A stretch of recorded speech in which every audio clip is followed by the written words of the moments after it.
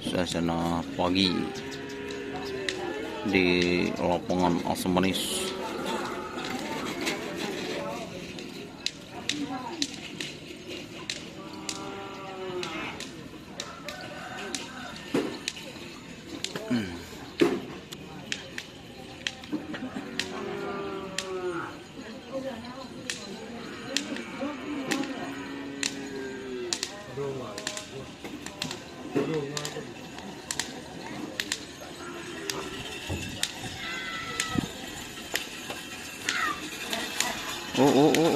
Oh.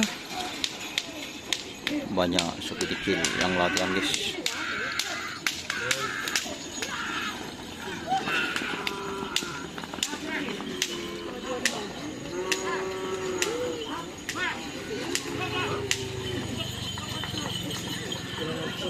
Pak Jarod. Allah.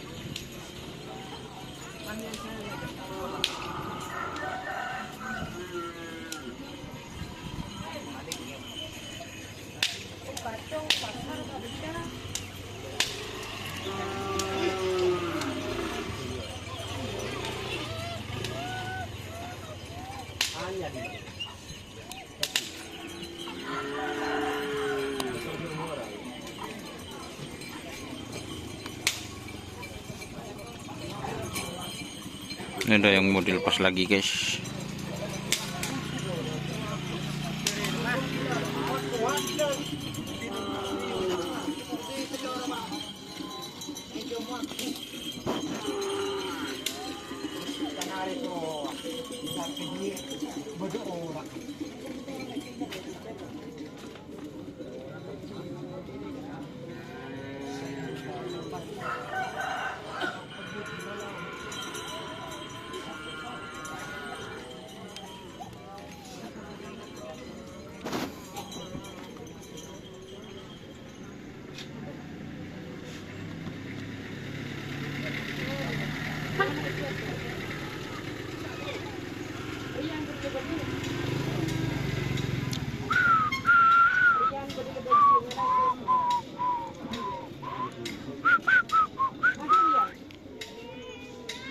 Ini persiapan, ada yang mau dilepas, guys.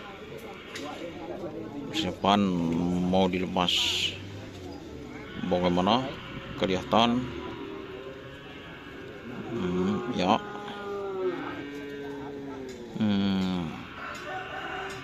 Jumping, guys.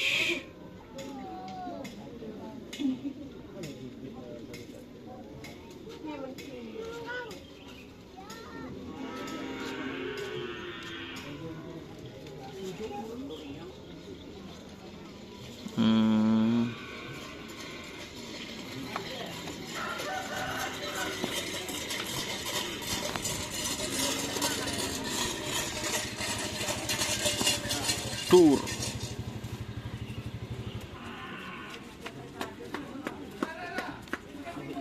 Ya, terima kasih teman-teman sudah bergabung.